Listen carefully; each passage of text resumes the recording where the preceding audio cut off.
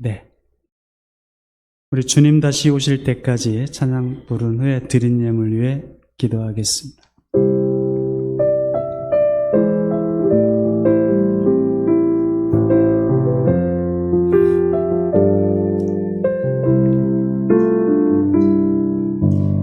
주님 다시 오실 때까지 나는 이 길을 가리라.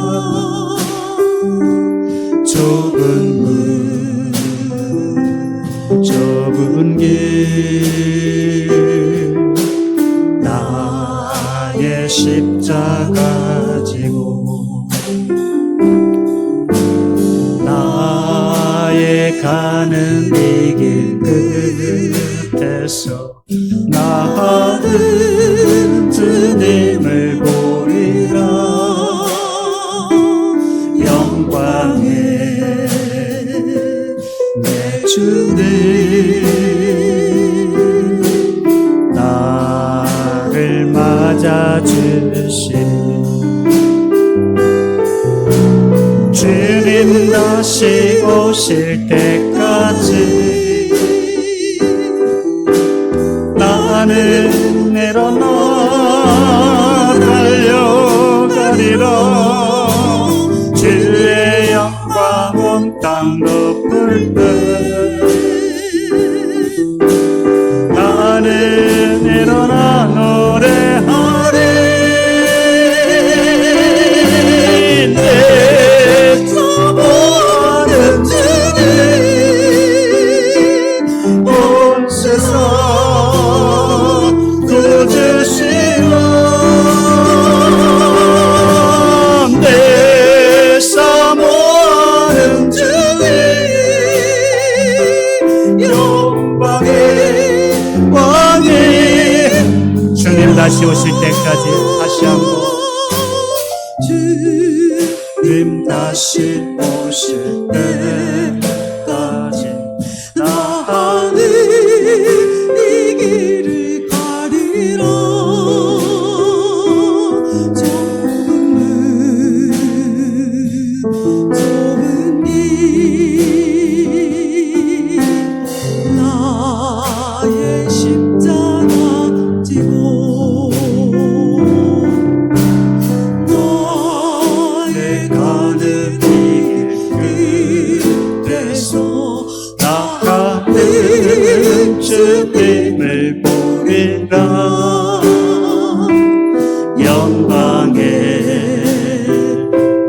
내 주님 나를 맞아주시니 주님 다시 오실 때까지 나는 일어나 달려가리라. 주의 영광 온 땅 덮을 때 나는 일어나 노래하리. 내 사모하는 주님 온 세상 구주시라. 내 사모하는 주님 영광의 나의 가는 이 길 나의 가는 이 길 끝에서 나는 주님을 보리라. 영광의 내 주님 나를 맞아주시니 주님 다시 오실 때까지 나는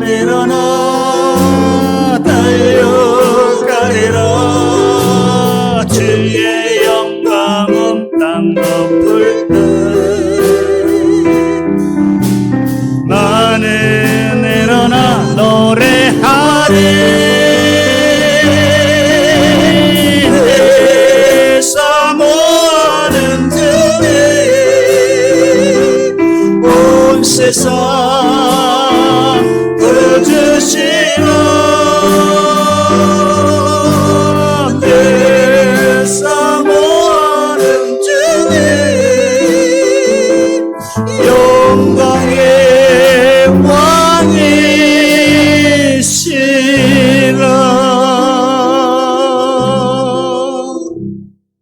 나라가 두 나라로 분열이 되는데 그중 북이스라엘이 멸망하게 됩니다.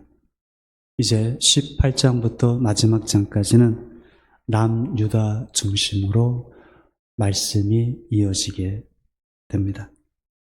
북이스라엘이 망하게 된 결정적인 이유가 무엇일까?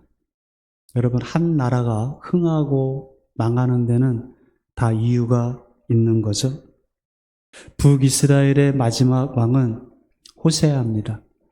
호세아라는 이름이 성경에 여러 번 나와서 선지자도 있고 또 성경책 이름에 호세아도 있는데 여기서의 호세아는 똑같은 이름입니다. 북이스라엘의 마지막 왕입니다. 호세아 왕에 대해서 성경은 이렇게 기록해 주고 있습니다. 17장 2절 말씀에 보게 되면 여호와께서 보시기에 호세아도 악을 행하였으나 다만 그 전 북이스라엘 여러 왕들과 같이 악하지는 않았다. 그렇게 설명해 주고 있습니다. 그래도 좀 안타까운 마음이 들어요. 북이스라엘의 여러 왕들보다 악하지는 않았다. 그러면 왜 회개하지 않았을까? 하나님 앞에 나라가 지금 거의 망할 풍전등화와 같은 그때까지 왔잖아요. 그러면 하나님께 부르짖고 하나님께 돌이키면 하나님은 긍휼히 여기실 텐데 호세아가 회개하지 않았다는 거죠. 창세기 35장 4절 5절 말씀을 보게 되면 그들이 자기 손에 있는 모든 이방 신상들과 자기 귀에 있는 귀고리들을 야곱에게 주는지라. 야곱이 그것들을 세겜 근처 상수리 나무 아래에 묻고 그들이 떠났으나 하나님이 그 사면 고울들로 크게 두려워하게 하셨으므로 야곱의 아들들을 추격하는 자가 없었더라. 야곱의 아들들 12명이 세겜의 남자들을 죽인 사건으로 야곱의 가족이 위험한 지경에 처하게 되었을 때 야곱이 그때 결단을 하죠.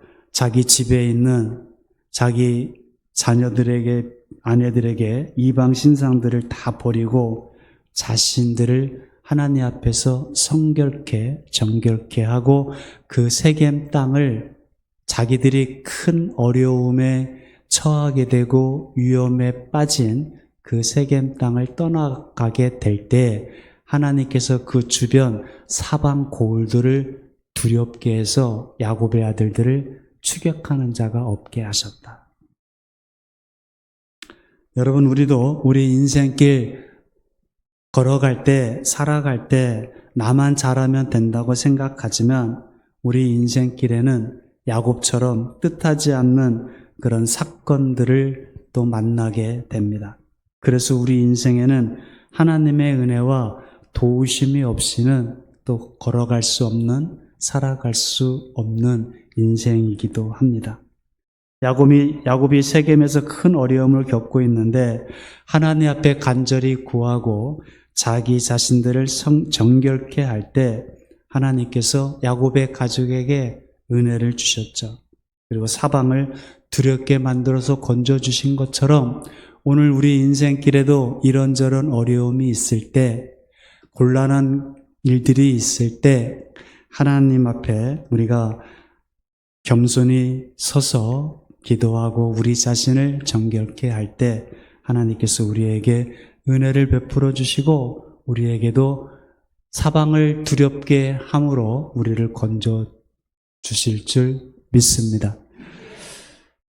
근데 왜 호세아도 그러면 될 텐데 호세아가 그러지 못했다는 거예요. 지금 북이스라엘의 나라가 풍전등화와 같은 시기에 이전 여러 왕들만큼 악하지도 않았는데 호세아가 하나님을 모르는 것도 아닌데 왜 엎드려 하나님 앞에 부르짖지 않았을까? 성경을 보게 되면 호세아는 여러분 인본주의자라는 것을 알 수가 있습니다. 인본주의와 신본주의의 차이는 내 삶의 중심이 누구냐는 겁니다. 사람 중심이냐 하나님 중심이냐. 인본주의자는 자기 중심이에요. 사람 중심이라고요. 그래서 인본주의자들은 말이 바뀌어요. 아침에 이렇게 말해놓고 저녁에 가면 말이 바뀌어져 있어요. 이쪽에 조금 기웃거리고 저쪽에도 기웃거려요. 자기 살 길을 자기가 찾아요. 인본주의자들은 답이 많아요. 그래서 아수르 왕 살만에셀이 크게 보일 때는 아수르 왕에게 가서 붙어 있고 애굽의 왕이 좀 더 커 보일 때는 또 애굽에 가서 붙어 있어요. 호세아가 이런 식으로 하니까 나라가 망하게 됩니다. 17장 3절에서 5절까지 말씀을 보게 되면 아수르의 왕 살만에셀이 올라오니 호세아가 그에게 종이 되어 조공을 바쳤어요. 그랬더니 그가 또 애굽의 왕 소에게 사자들을 보내고 해마다 하던 대로 아수르 왕에게 조공을 바쳤던 것을 끊어버렸어요. 그러니까 아수르 왕이 호세아가 배반한 것을 보고 그를 옥에 감금하여 두고 아수르 왕이 올라와 그 온 땅에 두루 다니고 사마리아로 올라와 그것을 3년간 에워쌌습니다. 그러니까 눈치를 보고 이랬다 저랬다 이리 붙었다 저리 붙었다 이런 짓 하다가 결국 아수르 왕 살만에셀에게 배반하는 것을 보고 나라를 망하게 멸망시킨 거죠. 여러분, 인본주의는 하나님이 결정하는 것이 아니라 사람이 결정해요. 자기가 기준이 되고 자기가 옳다고 하니까 무너지는 거죠. 반면 신본주의의 특징은 하나님밖에 없어요. 아무리 조건과 상황이 상관없이 나는 오직 주님밖에 없사오니. 이게 신본주의죠. 이런 사람을 이런 사람을 세워 놓아야 나라도 잘 될 것이고 어느 공동체도 이런 사람을 세워 놔야 살게 되겠죠. 호세아, 나라가 풍전등화와 같은 위기에서도 하나님 앞에 엎드리지 아니하고 자기가 결정하고 자기의 생각대로 판단하고 움직여서 결국 나라가 망했는데 나라가 망한 것은 아수르에게 군사력이 약해서 망한 건 아닙니다. 결국은 북이스라엘이 멸망하게 된 원인을 17장 오늘 본문 15절을 보면 이렇게 말씀을 해주고 계십니다. 여호와의 율례와 여호와께서 그들의 조상들과 더불어 세우신 언약과 경계하신 말씀을 어떻게 했다고요? 버렸다. 북이스라엘이 멸망한 첫 번째 가장 핵심은 하나님을 버린 거예요. 하나님 말씀을 버린 겁니다. 그랬더니 17장 20절에 여호와께서도 이스라엘의 온 족속을 버렸어요. 이스라엘이 망한 것은 세상 역사가들이 쓸 때는 군사력이 약해서 외교적으로 애굽에 붙었다, 아수르에 붙었다 해서 결국은 괘씸죄로 나라가 망했다 이렇게 저렇게 쓸 수 있겠지만 성경은 북이스라엘 사람들이 망한 이유는 하나님 말씀을 버렸기 때문에 그래서 하나님께서도 이스라엘 온 족속을 버리셔서 멸망했다고 기록해주고 있습니다. 우리도 명심하고 잊지 말아야 될 것은 우리가 하나님을 버리면 하나님 말씀을 버리면 하나님께서도 우리를 버리신다는 것을 기억해야 됩니다. 우리 개인도 가정도 교회도 마찬가지입니다. 우리가 하나님 말씀을 버리지 않고 하나님 말씀을 붙들고 그 말씀에 순종하면 하나님께서 우리를 지켜주시죠. 하나님이 우리를 지켜주시는데 누가 하나님의 백성을 무너뜨릴 수가 있겠어요? 아수르가, 애굽이 그 누구도 무너뜨릴 수 없어요. 하나님께서는 하나님 말씀을 이스라엘 백성들이 따르지 않고 버렸다고 해서 하나님도 바로 버리시지는 않아요. 하나님께서는 그 전에 계속해서 선지자들을 보냈어요. 오늘 17장 13절 말씀을 보게 되면 거기에 나오잖아요. 여호와께서 각 선지자와 각 선견자를 통하여 이스라엘과 유다에게 지정하여 이르기를 너희는 돌이켜 너희 악한 길에서 떠나 나의 명령과 율례를 지키되 내가 너희 조상들에게 명령하고 또 내 종 선지자를 통하여 너희에게 전한 모든 율법대로 행하라. 그랬더니 14절에 그들이 듣지 아니했어요. 그리고 목을 곧게 하였어요. 빳빳하게. 그리고 그들이 하나님 여호와를 믿지 아니하고 그들 조상들의 목을 곱게 한 같이 똑같이 하였단 말이에요. 하나님께서는 계속 말씀하셨어요. 하나님께서는 한 번만 경고하신 것이 아니에요. 여러 선지자, 각 선견자들을 계속해서 보내셨어요. 근데 그들이 듣지 않았어요. 아니, 듣지 못한 것이 아니라 듣고도 거절했단 말이에요. 왜 듣고도 거절했을까요? 오늘날도 하나님께서는 성경을 통해서, 설교를 통해서, 또 성령님께서 그 사람의 마음을 감동시키면서 말씀을 해주셔요. 그럼에도 듣지 않는 이유는 말씀이 어려워서가 아니라 순종하기 싫기 때문에 그렇습니다. 듣지 못한 귀의 문제가 아니라 듣고도 순종하기를 싫어하는 마음의 문제. 북이스라엘은 하나님의 음성을 듣지 못해서 망한 것이 아니라 하나님의 음성을 듣고도 순종하지 않아서 망한 겁니다. 왜 하나님께서는 선지자들을 그렇게 보냈는데 왜 듣지 않았어요? 자기 생각을, 자기 기준을 하나님 말씀보다 더 위에 뒀기 때문에 그래요. 아까 그랬잖아요. 인본주의자라고. 자기 기준, 자기 생각을 더 위에 둬요. 그게 중심이에요. 그래서 17장 22절에 보니까 이스라엘 자손이 여로보암이 행한 모든 죄를 따라 행하여 거기서 떠나지 않았어요. 그랬더니 23절에 여호와께서도 그의 종 모든 선지자를 통하여 하신 말씀대로 드디어 이스라엘을 그 앞에서 내쫓으셨어요. 이스라엘이 고향에서 아수리에 사로잡혀 가서 결국 오늘까지 이르렀어요. 이스라엘 백성이 하나님의 말씀을 따르지 않고 여로보암의 길, 그 악한 죄의 길을 떠나지 않으시니까 하나님께서 그들을 내쫓으셨어요. 이스라엘을 그 앞에서 내쫓으셨다. 이스라엘이 떠나지 않으니까 하나님께서 쫓아내 보내신 겁니다. 이스라엘이 하나님 말씀을 듣지 않고 제멋대로 살고 하니까 하나님께서 부지런히 선지자들을 보내셨어요. 처음에는 엘리야를 보내셨어요. 사람 손으로 만든 그 어떤 것은 하나님이 아니고 바알이 하나님이 아니고 여호와 그분만이 참 유일하신 하나님이시다라는 것을 갈멜산에서 보여주셨어요. 그 뒤에 엘리사를 보내셔서 하나님께서는 어떠한 환경에서도 우리를 능히 구원하실 수 있는 분이신 것을 여러 가지 기적과 이적과 표적을 통해서 증거 보여주었어요. 그럼에도 불구하고 이스라엘이 돌아오지 않았어요.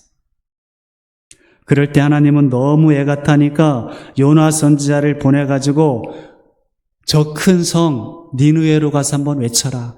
저 니누에도 이제 돌이키지 않으면 그 성도 무너질 건데 심판받아 망할 건데 요나 선지자 내가 가서 하나님의 심판의 메시지를 전해라. 그들이 그 심판의 메시지를 듣고 돌이키면 내가 그 성을 용서할 것이다. 요나 선지자가 안 가려고 그랬어요. 자기 나라를 괴롭히는 아수르인데 니누의 성인데 그 성이 망하기를 바라는데 그 성이 돌이켜 회개하면 안 되니까 안 가기를 원했는데 물고기 뱃속까지 들어가고 나서야 결국 갔단 말이죠. 가서 건성으로 사흘길을 전해야 될 메시지를 건성 하루 반나절만 전하고 끝냈는데 놀랍게도 니느웨 사람들이 회개하기 시작하는 거예요. 왕부터 시작해가지고 옷을 찢고 머리를 풀어 제키고 죄를 뒤집어 쓰고 온 백성들까지 금식하면서 다 회개하는 거예요. 하나님께서 그거를 보고 기가 막히시는 겁니다. 아니 저 니느웨 사람들도 하나님의 심판의 메시지를 전하니까 저렇게 회개하는데 이 어떻게 대먹은 이 이스라엘 백성들은 회개하는 꼴을 못 보는 거예요.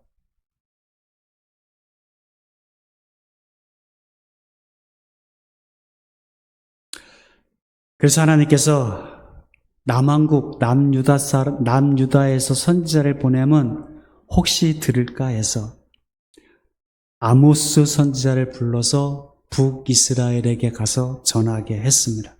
당시 남쪽 왕은 우시아였고 그때 북이스라엘의 왕은 여로보암 2세였어요. 가장 정치적으로 경제적으로 부유하고 안정되었던 시기였습니다. 아모스 선지자가 전하니까 어땠을까요? 아모스서 1장 1절에 보니까 유다왕 우시아의 시대 곧 이스라엘 왕 요아스의 아들 여로보암의 시대 지진 전 2년에 그러니까 북이스라엘에 지진이 한번 크게 일어났는데 지진이 일어나기 2년 전에 하나님께서 아모스 선지자를 이스라엘에게 보내서 전한 말씀을 전했는데 들었다는 얘기예요? 안 들었다는 얘기예요? 안 들었어요.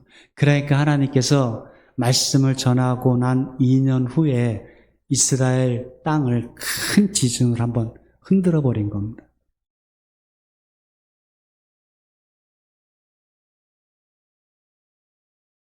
그 지진이 얼마나 위력이 있었던지 산이 10리나 밀려갈 정도로 엄청난 지진이 일어났는데도 결국 북이스라엘은 돌이키지 않았어요. 니느웨, 아수르 수도 니느웨는 또 왜 이렇게 왕까지 또 아들이 또 왜 또 금식을 하면서 회개를 했을까? 그 땅에도 자연적인 재해가 있었던 거예요. 전염병이 돌았고 전쟁을 하면 계속 패배했고 그 다음에 일식 현상이 일어나서 대낮인데도 해가 가리워지고 그러니까 니느웨 사람들이 아수르 사람들이 이런 자연적인 어떤 그런 재앙들을 보면서 두려워하고 있을 때 요나 선지자가 하나님의 심판의 메시지를 전하니까 회개하기 시작했던 거죠. 그래, 저런 아수르 사람들도 하나님을 모르는 이방 사람들도 자연적인 그런 죄 앞에서 두려워서 회개하는데 어떻게 된 게죠? 이스라엘 백성들은 하나님께서 땅을 한번 세게 쳐도 회개를 하지 않느냐는 거죠.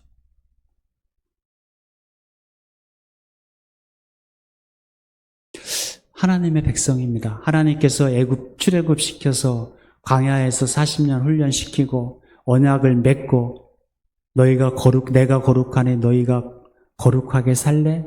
아멘. 저희도 그렇게 살겠습니다. 언약까지 맺었습니다. 여러분, 저와 여러분들도 하나님의 백성이죠. 하나님의 백성됨의 가치는 어디에 있습니까? 거룩에 있습니다.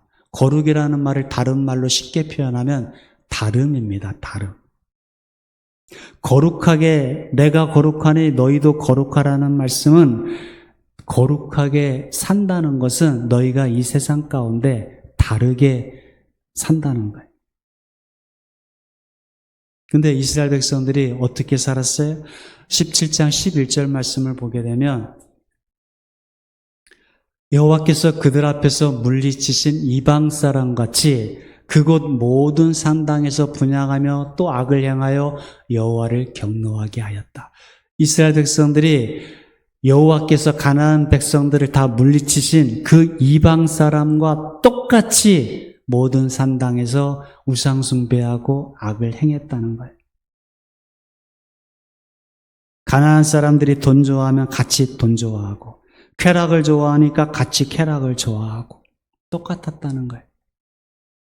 하나님의 백성답게 살라고 언약법을 주셨는데도 너희가 이 말씀대로 살면 너희가 내 소유가 되고 세계 모든 민족 가운데서 제사장 나라가 되고 가장 뛰어난 민족이 되게 하는 그 언약법을 맺었는데 가나안 사람과 똑같이 살았다는 거예요. 15절 말씀을 보게 되면, 뒤편에 가서 보게 되면 뒤따라 하나님 말씀을 버리고 허무한 것을 뒤따라 허망하며 또 여호와께서 명령하사 따르지 말라 하신 사방 이방 사람을 똑같이 따라 했다는 겁니다. 하나님께서 이스라엘 백성을 애굽에서 출애굽시켰던 이유가 뭔가요? 거룩한 백성 만들려고. 너희는 이 세상 가운데서 다르게 살라고. 그래서 언약을 맺었어요. 근데 몇 세대 지나고 나니까 가나안 사람과 같이 되었다. 여러분, 다르게 산다는 것은, 우리가 이 세상 가운데서 다르게 산다는 것은, 하나님 백성답게 산다는 것은 하나님 말씀대로 사는 거죠. 세상은 말씀대로 안 살잖아요. 하나님 말씀대로. 세상은 한마디로 그냥 내 마음대로 사는 세상이잖아요. 근데 저와 여러분을 이 세상 가운데서 불러내셨단 말이에요. 거룩하게 살라고, 다르게 살라고 불러내었는데 세상하고 똑같이 산다면 북이스라엘하고 똑같은 거죠.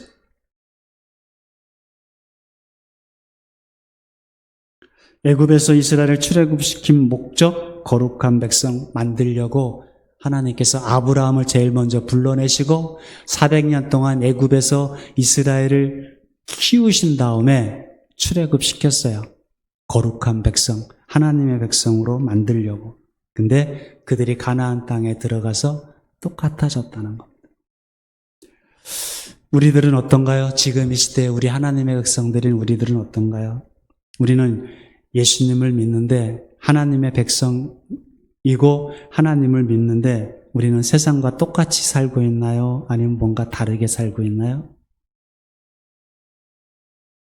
주일인데 동창회면은 동창들 만나야지 하고 간다면은 다르게 사는 건가요? 똑같이 사는 건가요? 황금 연휴다. 들로 산으로 바다로 가야 돼. 가면은 우리는 똑같이 사는 거예요? 다르게 사는 건가요? 오늘날 우리 하나님의 백성인 오늘 교회들이 세상과 똑같아지고 있지는 않나요? 하나님께서 갈대아 우르에 있는 아브라함을 왜 불렀어요? 하나님의 사람으로 만들려고, 믿음의 조상으로 살게 하려고. 그리고 아브라함은 그렇게 살았어요. 다르게 살았어요. 그러니까 하나님께서 아브라함에게 믿음과 은혜와 능력을 주시잖아요. 그래서 그 당시 그 땅에 있는 주변 사람들이 하나님이 당신과 함께 한다는 것을 우리가 보았다 그러잖아요. 근데 북이스라엘은 나라가 210년 만에 나라가 멸망할 때까지 그렇게 선지자들을 보냈는데 여로보암의 길을, 첫 단추를 낀 여로보암의 길을 포기하지 않고 하나님 말씀을 버렸어요. 왜요? 자기의 기득권을, 자기의 왕권을 계속 유지하려고 했기 때문에 그렇습니다. 하나님 말씀을 따르면 자기가 가지고 있는 기득권, 자기가 가지고 있는 어떤 권력, 안정, 이것을 포기해야 되기 때문에 그렇습니다. 하나님을 믿지 않고 권력을 더 믿은 것이고 하나님보다는 눈에 보이는 안전과 번영을 더 붙잡은 거죠. 그 북이스라엘의 모습이 남의 이야기가 아니에요.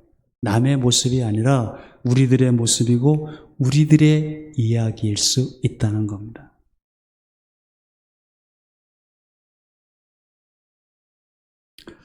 그래서 이스라엘의 망한 이유는 딴 거 아닙니다. 하나님 말씀을 안 들었기 때문에 그렇습니다. 다르게 살라고 불러내었는데 똑같이 사니까 결국 하나님께서 더 이상 이스라엘을 그 가나안 땅에 두실 이유가 없는 거죠. 거룩하게 산다는 것은 말씀대로 사는 것입니다. 그것이 가나안 땅에서의 이스라엘 백성들의 삶이고 이 땅 가운데서 우리 크리스찬들의 삶입니다. 말씀대로 살려면 일단 들어야 됩니다. 들어야 순종입니다. 우리를 세상에서 구별하여 불러내셨습니다. 거룩하게 살라고, 다르게 살라고. 주님께서 우리의 손을 꼭 붙잡고 인도해 주셔야 됩니다. 이 세상은 험한 세상이고 우리가 말씀대로 살아가려고 하지만 어떤 눈앞에 이익이 있으면 어떤 권력의 돈을 막 주무를 수 있는 권력의 자리에 앉으면 우리의 죄성이 흔들려요. 이스라엘 백성도 하나님의 백성이라니까요. 근데 그것을 포기 못한 거예요. 하나님 말씀을 따르자니 이것을 놓아야 되니까. 붙잡고 있으면 사나요? 하나님 말씀을 순종하면 죽나요? 하나님을 신뢰하지 못해서 그래요. 하나님을 믿지 못해서 그래요. 언제까지? 210년 동안. 그러니까 결국 나라가 망하게 되는 거죠. 여러분, 우리가 그래서 성경을 공부해야 되는 겁니다. 우리가 말씀을 버리면 하나님께 우리가 멀어지게 되고 하나님 말씀으로 우리가 붙잡고 돌아오게 되면 하나님께서는 언제나 우리를 품어주십니다.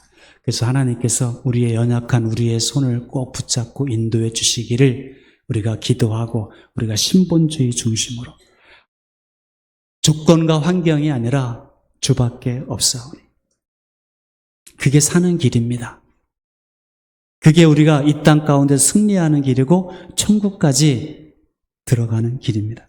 우리 모두 하나님 말씀을 듣고 믿고 순종함으로 하나님의 은혜와 보호심 가운데 살아가는 저와 여러분, 우리의 모든 자자순둥 되기를 우리 주 예수 그리스도의 이름으로 축원하옵나이다.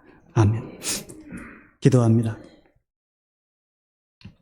선지자와 선견자를 보내시며 오래 참으셨던 하나님께서 오늘도 우리를 부르시고 거룩한 백성으로 살아가기를 하나님께서 기뻐하시고 오늘도 말씀을 통해서 우리를 가르치시고 인도하여 주십니다. 주의 말씀을 들을 때 우리의 마음을 강팍하게 하는 것이 아니라 우리의 마음이 부드럽게 되어서 주의 말씀을 들을 때, 주의 음성을 들을 때 그 말씀을 듣고 받아들이고 주의 말씀대로 순종하는 그런 믿음의 사람들 다 되게 하여 주옵소서.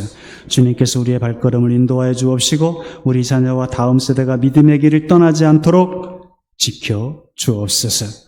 우리의 삶을 통하여 하나님의 영광이 나타나게 하시고 어디를 가든지 하나님의 말씀의 통로, 복의 통로로 살아갈 수 있도록 하나님 이끌어 주옵소서.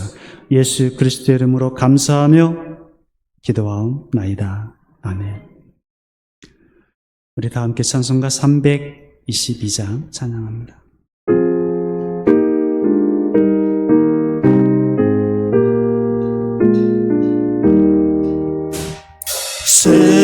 세상의 헛된 신을 버리고 하나님 이름 높이세 온전한 백성 모두 나와서 다 같이 하나님만 섬기 아멘. 세상의 헛된 우상 버리고 인간의 모든 분기영화와 거짓과 불 모두 버리고 온전히 하나님만 섬기세